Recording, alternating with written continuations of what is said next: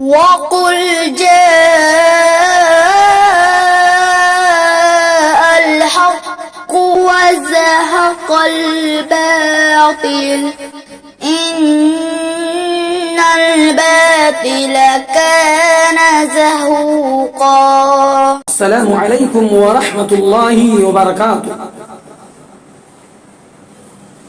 الحمد للہ رب العالمین والعاقبۃ للمتقین والصلاة والسلام علی رسولہ محمد وآلہ واصحابہ اجمعین، اما بعد فقد قال اللہ تعالی فی القرآن المجید والفرقان الحمید، اعوذ باللہ من الشیطان الرجیم، بسم اللہ الرحمن الرحیم، ان اللہ یأمرکم ان تؤدوا الامانات الى اہلها وَإِذَا حَكَمْتُمْ بَيْنَ النَّاسِ أَن تَحْكُمُوا بِالْعَدْلِ إِنَّ اللَّهَ نِعِمَّا يَعِظُكُمْ بِهِ إِنَّ اللَّهَ كَانَ سَمِيعًا بَصِيرًا۔ سامعین کرام، نوجوان ساتھیوں،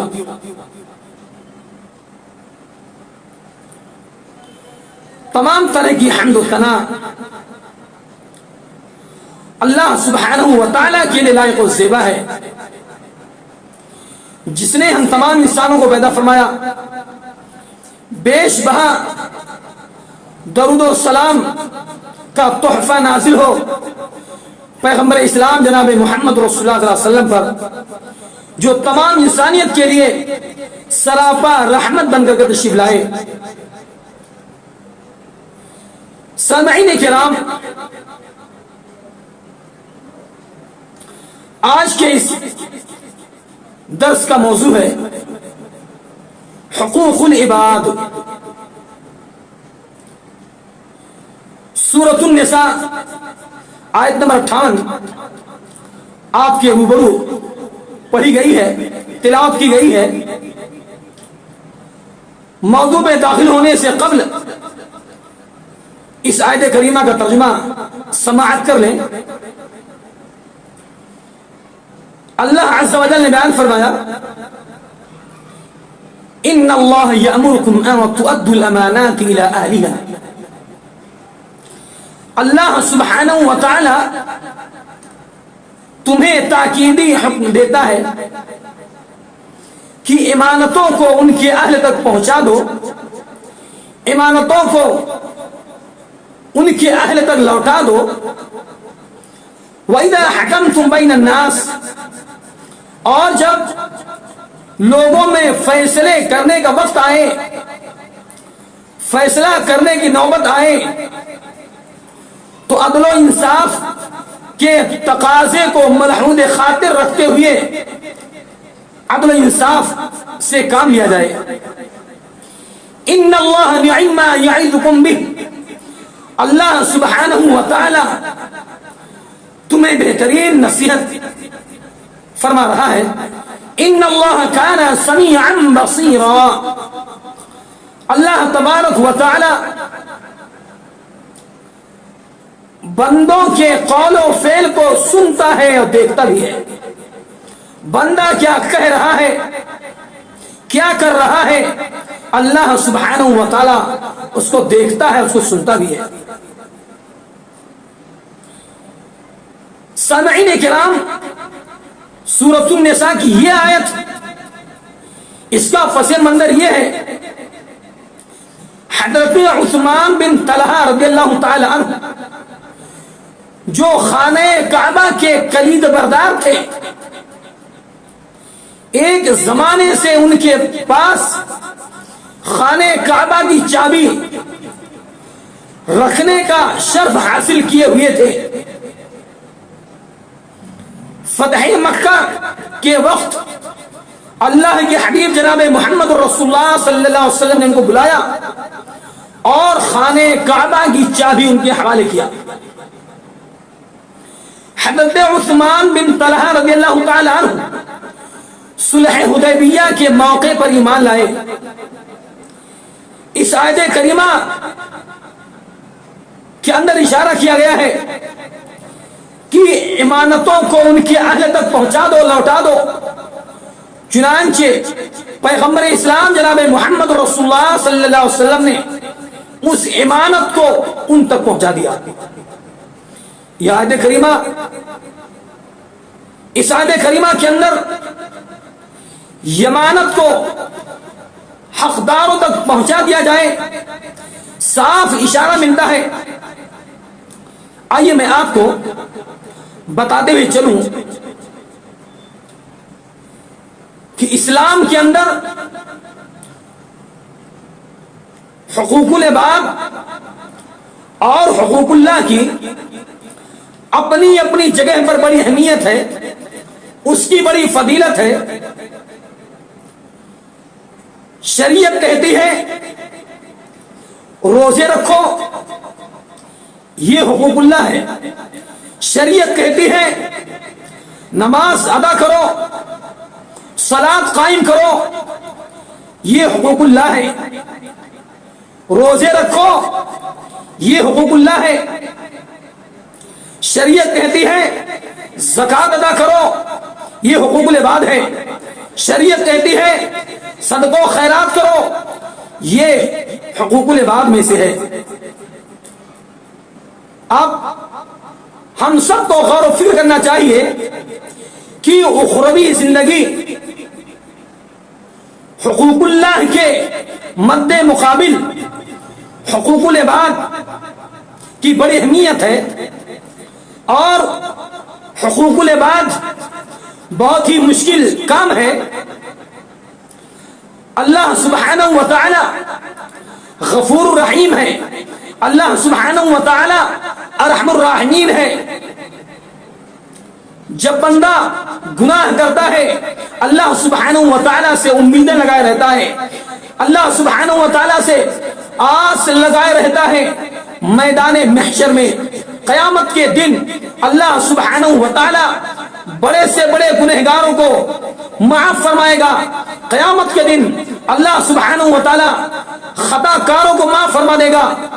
قیامت کے دن اللہ سبحانہ و تعالی بڑے سے بڑے سیاہ کاروں کو معاف فرما دے گا، مگر وہیں پر ایک ایسا شخص جو ہے ظالم شخص یہ امید لگائے کھڑا ہوگا کہ آج اللہ سبحانہ و تعالی مجھے معاف فرمائے گا۔ میرے دوستو، اللہ سبحانہ و تعالی کا ایک عام قانون ہے، اللہ سبحانہ و تعالی کی ایک عظیم سنت یہ ہے کہ مظلوم جس کے ساتھ ظلم کیا گیا ہے، ظالم سے اللہ سبحانہ و تعالیٰ کہے گا جاؤ اس مظلوم سے معافی مانگو، اس مظلوم سے اپنے گناہوں کی معافیاں مانگو۔ اگر وہ بندہ مظلوم بندہ تم کو معاف کر دیتا ہے تو پھر اللہ سبحانہ و تعالیٰ تمہیں معاف فرما دے گا۔ مگر میرے بھائیوں، اللہ سبحانہ و تعالیٰ تو غفور رحیم ہے، مگر انسان کے پاس انسان کا دل اتنا بڑا نہیں ہے۔ انسانوں میں سے بہت کم ایسے انسان ہیں جو معاف فرما دیتے ہیں، ان کے پاس اتنا بڑا دل نہیں ہے کہ وہ ظالم کو معاف فرما دے، چنانچہ اس آدمی کو وہ مظلوم شخص معاف نہیں کرے گا۔ پیغمبر اسلام جناب محمد رسول اللہ صلی اللہ علیہ وسلم نے فرمایا کہ انسان کی عزت، آبرو، جان مال پر حملے ہوتے ہیں، اس کو بدنام کیا جاتا ہے، اس کو ستایا جاتا ہے، اس کے نفس کو داغدار کرنے کی کوشش کی جاتی ہے۔ میرے بھائیوں، ایک انسان کی عزت کرنا، اس کے جان و مال کی حفاظت کرنا ہر مومن مسلمان کے لیے ضروری ہے۔ حجۃ الوداع کے موقع پر پیغمبر اسلام جناب محمد رسول اللہ صلی اللہ علیہ وسلم نے فرمایا تھا کہ لوگوں، تمہارے خون، تمہارے مال، تمہاری عزت و آبرو ایک دوسرے کے اوپر حرام ہے۔ جس طرح سے آج کا یہ دن ہے، حرمت والا ہے، اور یہ مقام حرمت والا ہے، اور یہ مہینہ حرمت والا ہے۔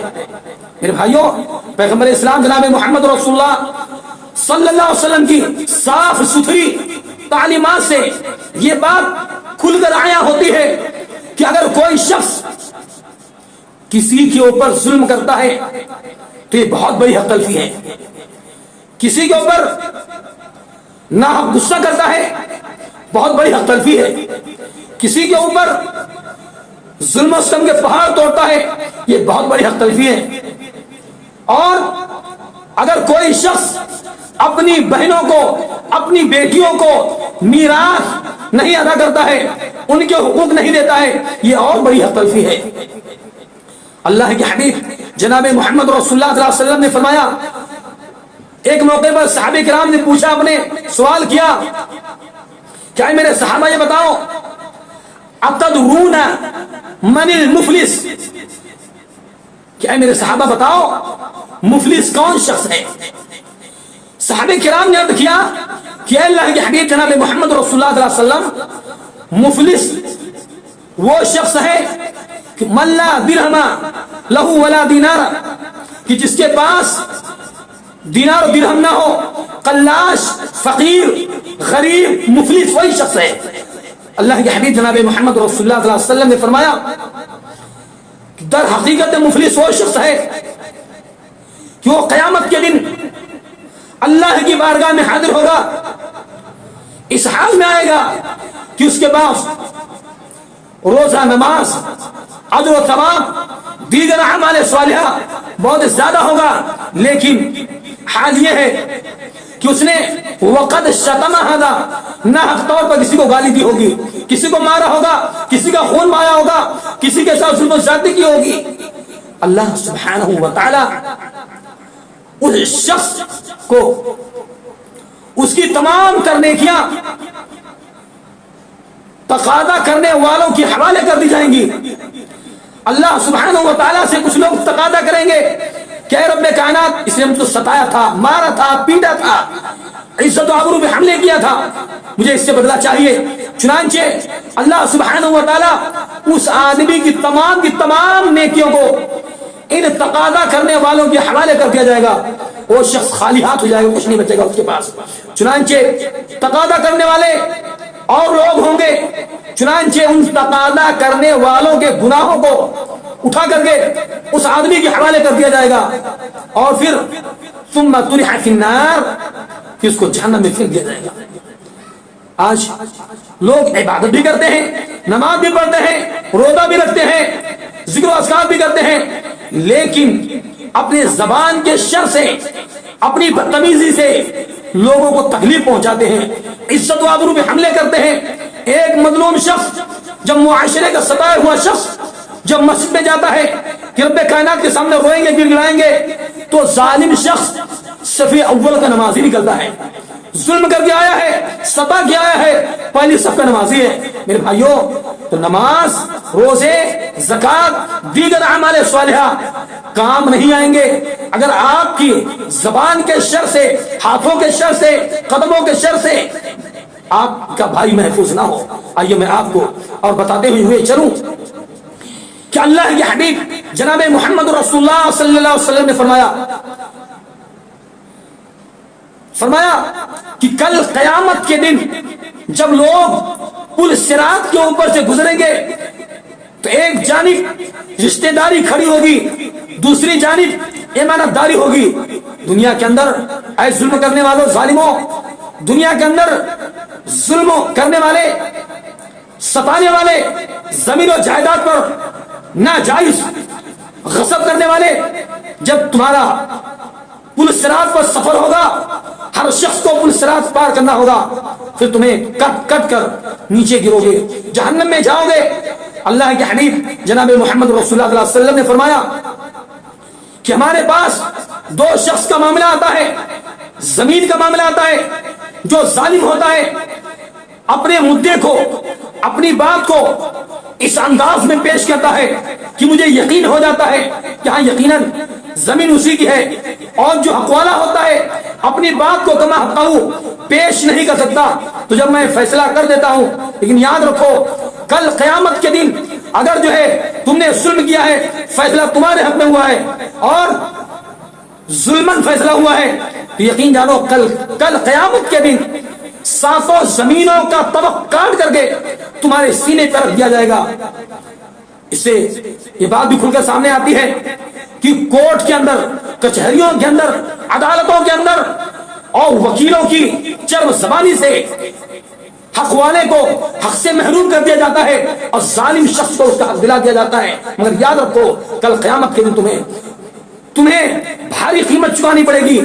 آج گاؤں کے اندر، دیہاتوں میں ناجائز زمین قبضہ کر لیتے ہیں، غصب کر لیتے ہیں، صف اول کے نمازی ہوتے ہیں، مگر میرے بھائیوں زمین غصب کرنے والے سنو، آج آپ نے اپنی اولاد کے خاطر کسی کی زمین غصب کر کے اپنی بلڈنگ کھڑا کر لیے ہو، اپنا گھر بنا لیے ہو اولاد کے خاطر، وہی اولاد تمہارے لیے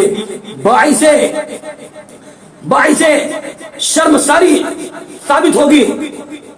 وہی اولاد تمہارے حق میں برا ثابت ہوگا۔